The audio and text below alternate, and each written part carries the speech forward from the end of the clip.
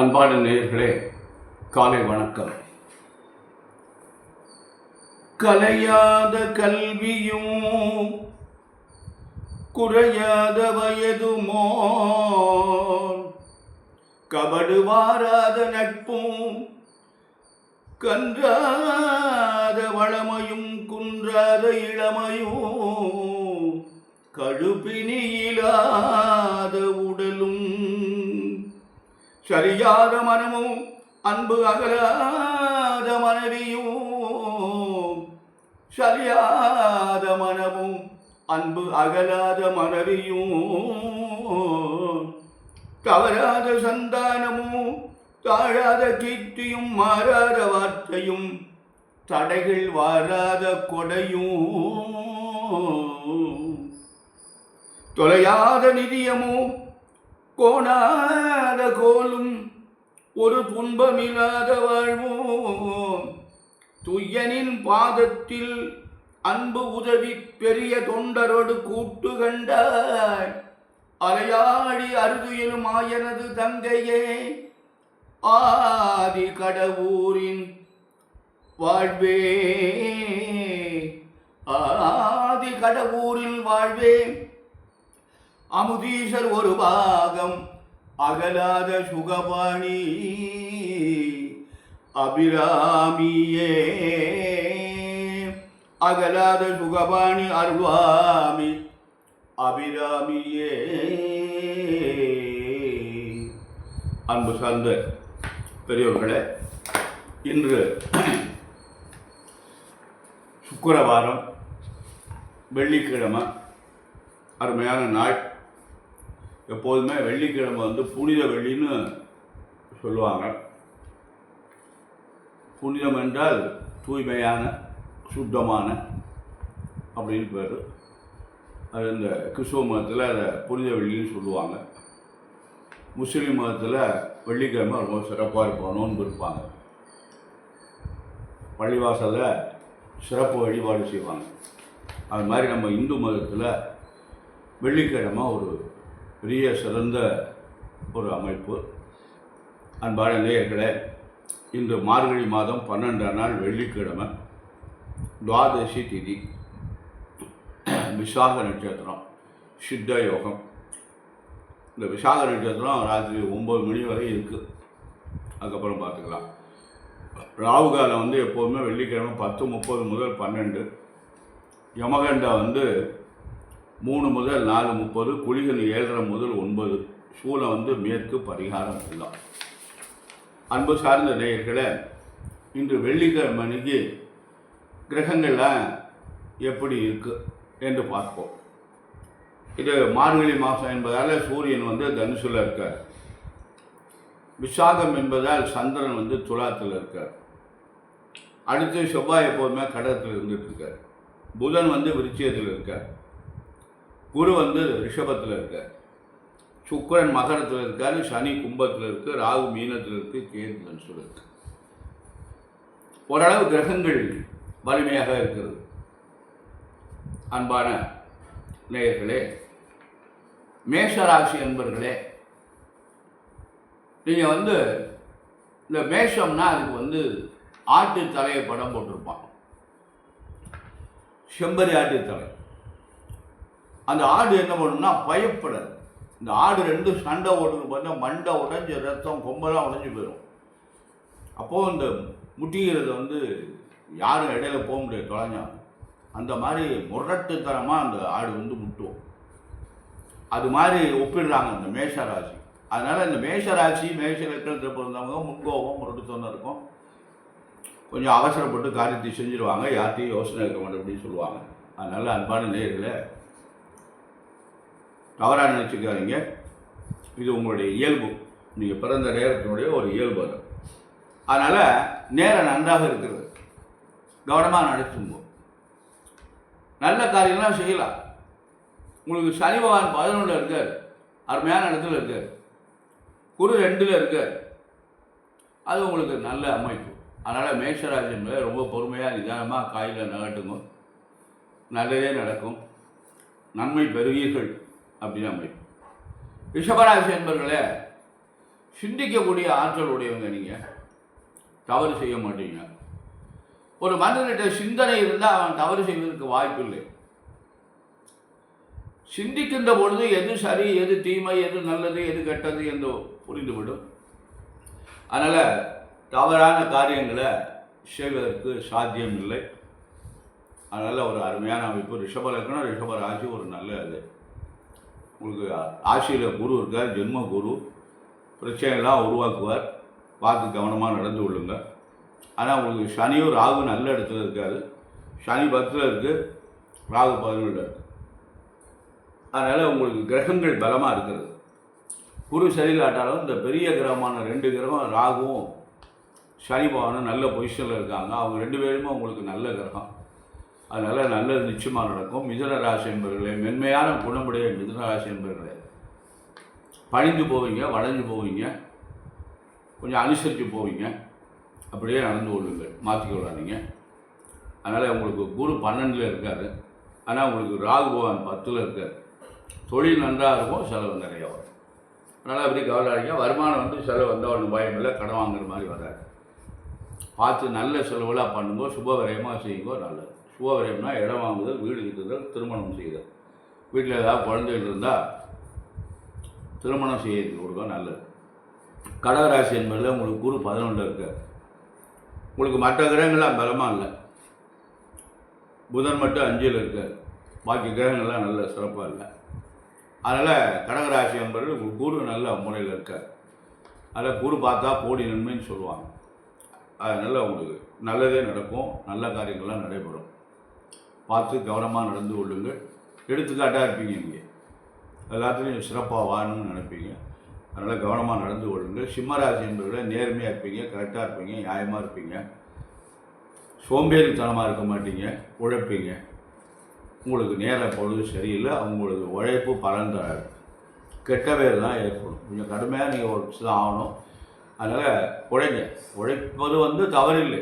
எத்தனை வயசில் வேணாலும் உழைக்கலாம். 90 வயசில் கூட வேலை பார்க்கலாம். நம்ம உடம்புல தெம்பு இருந்தால் உழைக்கணும். மனிதன் சும்மா இருக்கக்கூடாது. அதனால் கவனமாக நடந்து கொள்ளுங்கள், நல்லதே நடக்கும். கன்னிராசி என்பவர்களே, உங்களுக்கு குழப்பமான ஒரு சூழ்நிலை இருக்கும். குழப்பம் அடையாதீங்க. நல்லா யோசனை பண்ணி சிந்தித்து காரியத்தை நகட்டுங்க. உங்களுக்கு குரு பகவான் 9ல் இருக்கார், சனி பகவான் 6ல் இருக்கார். இதெல்லாம் உங்களுக்கு ஒரு நல்ல அமைப்பு, சிறந்த அமைப்பு என்று சொல்வது.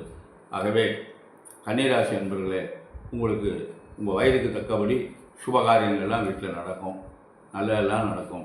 உங்களுக்கு என்னென்ன தேவை என்பதற்கு மனிதனுக்கு ஒவ்வொருத்தருக்கும் எல்லாமே தேவைப்படுது. அதில் எது இப்போ முக்கியமாக நமக்கு தேவை, அந்த மாதிரி காரியங்கள்லாம் இப்போ நடக்கும் உங்களுக்கு. அதே மாதிரி துளாராசி என்பவர்களே, உங்களுக்கு நேரம் சரியில்லை. ராசிநாதன் சுக்கிரன் வந்து அவர் ராசிக்கு 4ல் இருக்கார். அதனால் உங்களுக்கு ராசிநாதன் கொஞ்சம் பலமாக இருக்கார். சனி பகவான் 5ல் இருக்கார். 5 குடைகள் 5ல் இருக்கார், நல்லதான், கெடுதல் கிடையாது. 6ல் ராகு இருக்குது. இதை எல்லாத்தையும் தாண்டி அதுதான் உங்களுக்கு துளாராசிக்கு நல்ல பலன். ஆனால் குரு 8ல் அட்டம குரு, அவர் உங்களுக்கு பகை கிரகம். 6ஆம் அதிபதி 8ல் இருக்கிறதுனால ஏதாவது நோயை கொடுத்து அது சம்பந்தமாக செலவுகளை ஏற்படுத்துவார். அதனால் பார்த்து புதுசாக எதையும் செய்யாதீங்க, கவனமாக நடந்து கொள்ளுங்கள். அன்பான விருச்சிக ராசி என்பவர்களே, உங்களுக்கு 2ஆம் அதிபதி 7ல் போய் உங்கள் ராசியை பார்க்குறாங்க. அதனால் உங்களுக்கு நன்மை, நல்லது நடக்கும். விருச்சிக ராசி என்பவர்களுக்கெல்லாம் எல்லாமே நடக்கும். உங்களுக்கு என்னென்ன தேவை, ஒரே நேரத்தில் எல்லாம் தேவைன்னு சொல்ல முடியாது இல்லையா? அதனால் அவங்கவுங்க வயதுக்கு ஏற்ப என்னென்ன தேவை என்பதெல்லாம் நீங்கள் தேவைக்கு ஏற்ப நீங்கள் நடந்து கொண்டீங்களேயானால் காரியங்கள் நல்லபடியாக நடக்கும். ரொம்ப பொறுமையாக நிதானமாக நடக்கும், அவசரப்படாதீங்க. தனுசு ராசி என்பதில் திறமையானவங்க, நீங்கள் கெட்டிக்காரங்க. உங்கள்கிட்ட இருக்க திறமையெல்லாம் கொண்டு வாங்க, வீணாடுத்துறாதீங்க. 7:30 முடிஞ்சது. மனிதன்கிட்ட இருக்கிற திறமையில் நம்ம கொண்டு வரணும். திறமையை வந்து முடக்கி வச்சிடக்கூடாது. அதாவது சோம்பேறித்தனமாக படுத்து கிடக்கப்படாது. கடவுள் பார்த்துக்கிறார், கடவுள் மேலே பாரத்தை போட்டு உட்கார்ந்துருக்கக்கூடாது. நம்முடைய முயற்சி பரிதமாகணும். அதுக்கு இறைவன் நமக்கு உதவி பண்ணுவோம். அதனால் திறமை உள்ளவங்க. உங்களுக்கு சனி பகவான் 3ல் இருக்கார், 7:30 முடிஞ்சுது. அதனால் அதை பற்றிலாம் கவலை இல்லை. ராகு பகவான் 4ல் இருக்கார். ராகு பகவான் 4ல் இருந்தால் எந்த குறையும் இல்லாமல் நீங்கள் வாழணும் அப்படின்னு ஒரு அமைப்பு. அதுவும் நல்ல சிறப்பாக இருக்குது. அன்பான மகர ராசி என்பவர்களே, உங்களுக்கு 7:30 சனியுடைய காலம் இருக்கிறது. அவருடைய காலம் இன்னும் கொஞ்சம் நாளைக்கு இருக்குது. அதனால் கவனமாக ஜாக்கிரதையாக நடந்துங்க. உங்கள் ராசிக்கு அவர் வந்து உங்கள் வீடு, அவருடைய வீடு தான் அது. அதனால் அவர் கெடுதல் பண்ண மாட்டார்னு எல்லோரும் சொல்கிறாங்க. ஆனால் அவருக்கு இட்ட கட்டளையை அவர் செய்யணும். 7 சனியினுடைய தாக்கத்தை யார் வீடாக இருந்தாலும் அவர் செஞ்சு தானே ஆகணும். அப்போ தனக்கு வீட்டுக்கு மட்டும் செய்ய மாட்டார், அடுத்த வீட்டுக்கு செய்வார்னா அது வந்து நியாயம் இல்லை, அது தர்மம் இல்லை, ஓரவஞ்சனை அப்படின்னு பேர். அதனால் எந்த ராசியாக இருந்தாலும் அவர் அதிகமாக தாக்கம் கொடுக்க மாட்டார் வேணால் சொல்லலாம். கொஞ்சம் தாக்கத்தை வந்து கொஞ்சம் குறைச்சி இருக்கும் அப்படின்னு பேர். அதனால் கவனமாக நடந்து கொள்ளுங்கள். ஆனால் குரு பகவான் உங்களுக்கு நல்ல இடத்துல இருக்காங்க, ராகு பகவானும் உங்களுக்கு நல்ல இடத்துல இருக்காங்க. கவலைப்படாதீங்க, கவனமாக நடந்து கொள்ளுங்கள். கும்பராசி என்பவர்களை உங்களுக்கு ஜென்மச்சனி நடந்து கொண்டு இருக்கிறது, பார்த்து கவனமாக நடந்து கொள்ளுங்கள். அதனால் 7 சனியுடைய தாக்கம் இன்னும் ஒரு 5 ஆண்டுகள் இருக்கிறது. கவனம், பொறுமை, நிதானம், சோம்பேறியாக இருக்காதீங்க. உங்கள்கிட்ட திறமை நல்லா இருக்குது, அந்த திறமையெல்லாம் கொண்டுட்டு வாங்க. உங்கள்கிட்ட இருக்கிற திறமையை முடக்கி வச்சிடாமல் கொண்டு வாங்க. ஆனால் அந்த கும்பராசி கும்பலக்கணத்தை பிறந்தவங்க தம்மகிட்ட இருக்கிற திறமையை கொண்டு வர மாட்டாங்க. அது அவங்களுடைய குணம் அது. அதனால் அப்படிலாம் இருக்கக்கூடாது. மனிதனால் முடியாதது எதுவும் இல்லை, முயன்றால் முடியாதது எதுவும் இல்லை அப்படிங்கிற மாதிரி கவனமாக நடந்து கொள்ளுங்கள். மீனராசி என்பதில் உங்களுக்கு 7 இருக்கிறது. உங்களுக்கு கொஞ்சம் ராகு வந்து ராசியில் இருக்கிறதுனால எல்லாமே கொஞ்சம் மெதுவாக தான் நடக்கும், மெதுவாக தான் நடக்குது. மீனராசி என்பவர்களுக்கெல்லாம் கொஞ்சம் மெதுவாக தான் நடக்குது. ஆனால் நல்லா நடக்குது, பரவாயில்ல, மெதுவாக நடக்கட்டும். அவசரம்லாம் வேகமாக போய் முட்டிக்காமல் மெதுவாக போய் முட்டினா ஒன்றும் வலிக்காது. அதனால் மெதுவாக நடக்குது, நல்லதே நடக்கும். கவனமாக நடந்து கொள்ளுங்கள். அன்பான மகர ராசி, கும்பராசி, மீனராசி என்பவர்களை 7 இருக்கிறதுனால நீங்கள் என்ன பண்ணுறீங்கன்னா சனிக்கிழமை தோறும் விரதமாக இருங்க. சனிக்கிழமை தோறும் விரதமாக இருந்து சனி பகவானுக்கு எள்ளு தீபம் ஏற்றுங்கள். எள்ளு அன்னம் வைத்து வீட்டிலே கூட வச்சு காக்காய்க்கு வைக்கலாம், கோயிலில் தான் வச்சு வைக்கணுங்கிறது கிடையாது. வீட்டிலே கூட சாதம் அடித்து, பச்சரி சாதம் அடித்து அதில் எள்ளு பொடியை போட்டு கலந்து நல்லெண்ணெய் அப்படி கலந்து அப்படியே நீருள்ள ஆகிட்டு அதை கொண்டு போய் காக்காய்க்கு வச்சோம்னா நல்ல பலன் கிடைக்கும். அர்ச்சனை பண்ணுங்க. எல்லாம் வந்து சனிக்கிழமை தோறும் கோளறு திருப்பதியும் பாராயணம் பண்ணுங்கள். உங்களுக்கு எல்லா நன்மைகளும் நடந்து நீங்கள் நல்லருள் பெற்று நலமுடன் வாழ எல்லாம் அந்த இறைவனை பிரார்த்தனை செய்கிறோம். இப்பொழுது நம்ம இந்த திதிகளை பற்றி பார்த்துட்டு வந்தோம். ஒரு திதி வந்து ஒரு இடையில 2 நாள் விட்டு போச்சு. இப்போ நம்ம நவமி திதி வரையும் பார்த்தோம். அடுத்து இன்றைக்கி தசமியை பார்க்குறோம். வளர்பிறை தசமி திதியில் ஒரு புண்ணிய நீராடி தானம் முறைப்படி விரதம் இருந்தால் 10 விதமான பாவங்கள் தீரும், விமோசனம் கிடைக்கும். எவ்வளோ பெரிய எதிர்பார்க்கணும். அதாவது நல்லா ஞாபகம் வச்சுங்கோ, தசமி திதி, வளர்பிறை தசமி திதி. இந்த திதியில் ஏதோ ஒரு நதி, நல்ல நதி. இப்போ நமக்கு வந்து நல்ல நதினா எது அப்படின்னா காவேரி. இப்போ இங்கே காவேரின்னா எங்கே இருக்குது அப்படின்னு கேட்டிங்கன்னா திருச்சி பக்கத்தில் ஸ்ரீரங்கத்தில் இருக்குது, ஸ்நானம் பண்ணலாம். மாயவரத்தில் இருக்குது, ஸ்நானம் பண்ணலாம்.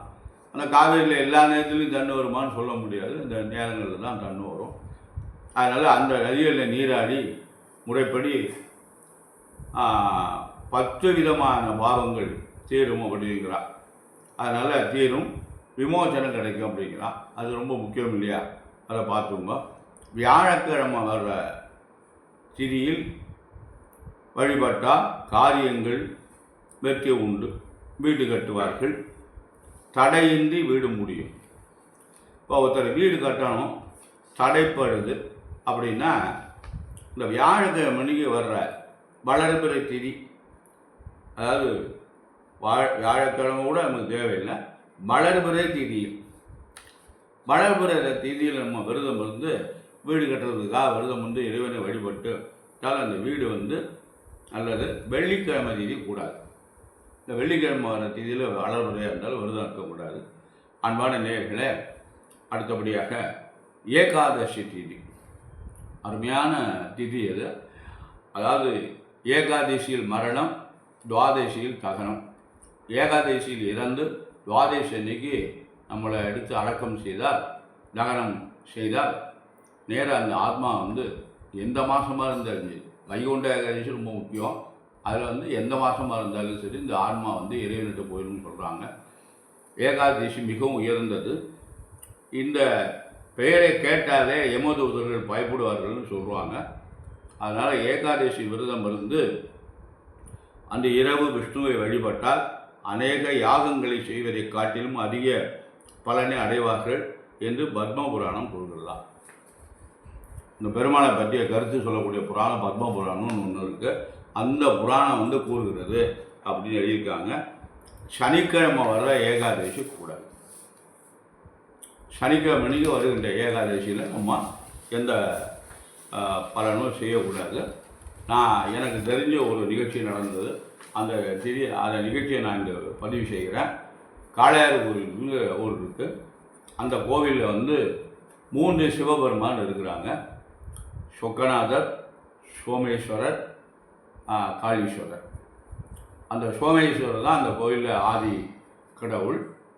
அதுக்கு 2வது சொக்கநாதர் எப்படி அங்கே வந்தார் அப்படின்னா, அது சொக்கநாதர் எப்படி மீனாட்சி அவர் எப்படி வந்தார்னா, அந்த கோவிலை கட்டியது மருது சகோதரர்கள். அவங்க இந்த கோவிலை கட்டிட்டு இங்கே சாயரிசியை பார்த்துட்டு மதுரைக்கு போய் அர்த்தஜாமம் பார்க்குற பழக்கம் உண்டாம். டெய்லி அர்த்தஜாமம் கட்டில் அவங்க கட்டிலேருந்து இருந்திருக்கு. அன்றைக்கி பூஜைக்கு போவாங்களாம். சிவகங்கையிலேருந்து மதுரைக்கு போகணும். எப்படி இருப்பாருங்க, இப்போ 50 கிலோமீட்டருக்கு மேலே இருக்குது, போகணும். அப்போ குதிரையில் தான் போவாங்க. ராஜாக்கள் போனால் பாதுகாப்போடு போகணும். எத்தனை பேர் கூட போகணும் பாருங்கள். இப்படிலாம் தினம் போவாராம். ஒரு நாள் நேரம் ஆகிடுச்சு இங்கே காளையார் கோயிலில். அங்கே போகும்போது அந்த டைம் முடிஞ்ச உடனே அர்த்தஜாம பூஜையை முடிச்சுட்டாங்க. என்ன பண்ணுறது, வெது பார்த்தாங்க, மகாராஜா வரல. அதனால் அவங்க முடிச்சுட்டு கதவை சாத்திட்டாங்க. ராஜாவுக்கு திரும்பி வந்துட்டார். திரும்பி சாப்பிடலை. அந்த பூரா தூங்கவே இல்லை.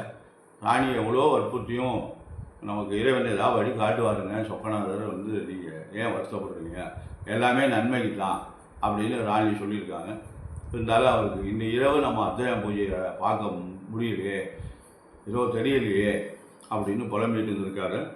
உடனே ராத்திரி இரவில் அப்பா கவலைப்படாதா, இனிமேல் நீ மதுரைக்கு வர வேண்டாம்டா, நான் நாளை காலையில் போய் பாரு, நான் சொக்கநாதர் பக்கத்துலேயே சோமநாதர் பக்கத்துலேயே நான் இருக்கேன்டா, நாங்கள் 2 பேரும் அங்கே வந்துடுறோம், மீனாட்சி நானும் அங்கே வந்துடுறோம்டா, நீ எனக்கு சாயத்தையும் பார்த்துட்டு அர்த்தஜாம பூஜையும் அங்கே பார்த்துட்டு நீ வீட்டுக்கு போடா அப்படின்னு சொல்லியிருக்காரு.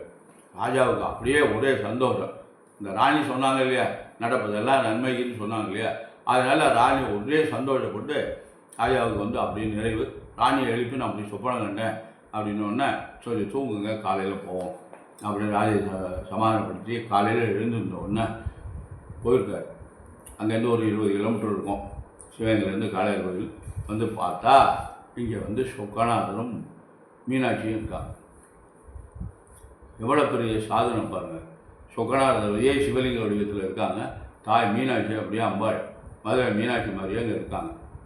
அதெல்லாம் யார் கொண்டு வச்சா? ராத்திரியாக கொண்டு வச்சுருப்பாங்களா?